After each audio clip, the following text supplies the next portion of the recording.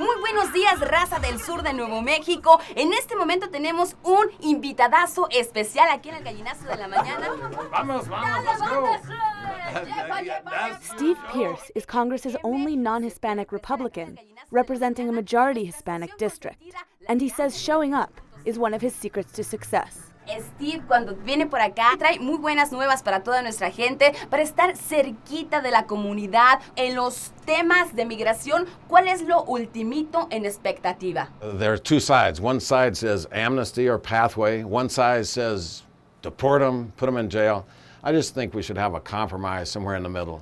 We got Congressman Steve Pearce with us this morning, joining us on The Big Show. Hey. After 4 back-to-back radio interviews, Pearce hits the road again.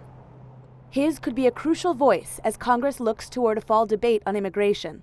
In the meantime, he's making his rounds in one of the largest congressional districts in the nation. Since I've been home in August, we've been the 3 hours this way and then back down and back up and then back across. We've already logged a couple of thousand miles.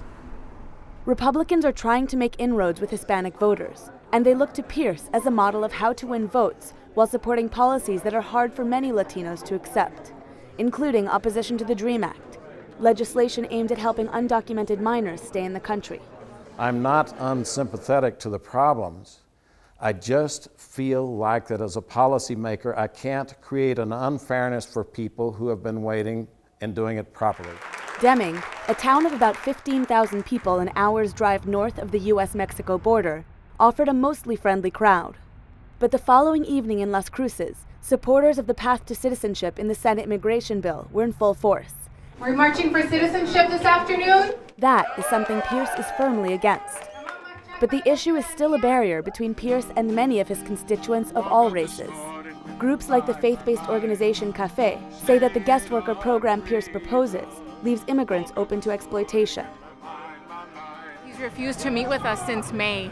And that's why we're going to every one of his town halls, every women's forum, every financial literacy forum he's been having in August, to the last one here in Las Cruces, the biggest city in his district.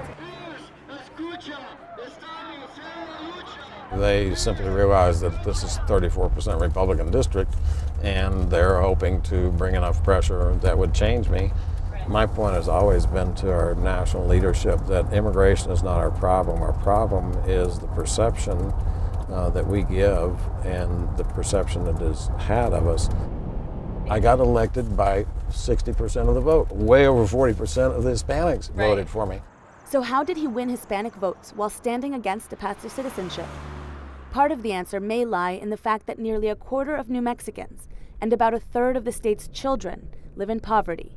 So for many people who are citizens and do vote, immigration is not their primary issue. I do plan on voting in the future, and I have voted in the past, and a big thing for me is jobs. Here in the Borderlands, people that are here legally, we're really not worried about the immigration bill. Here in Chaparral, it's more economically, and we need transportation, education. We need better streets. Many see Pearce as the best bet for getting Republican support for the Senate's bill. Let's get it rolling.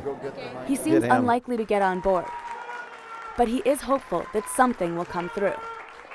We're going through the process in Washington, and frankly, I think that we'll probably get it. The one thing I agree with everyone on, we can't come this close without having a solution. So whether it's that solution or my solution or a different one, let's not continue this.